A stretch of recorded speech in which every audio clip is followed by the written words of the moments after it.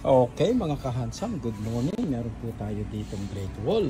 And for today's video, ano yung sasabihin ko sa inyo? Okay, itong customer na to nagre-reklamo ng maingay tuwing i-start sa umaga. So, tinignan ko po lahat ng mga pulley niya, okay naman. At paano mo ba malaman kung quality na yung belt mo o hindi? Visual inspection lang tayo mga kapatid, mga kahansam.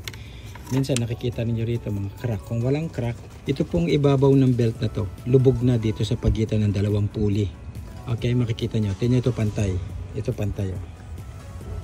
Okay, nung ito bago ko siya tanggalin, lubog na siya doon sa doon sa side ng pulley na yun. Nakaano na siya, kumapit na doon sa ano. So worn out na yung kanyang ribs.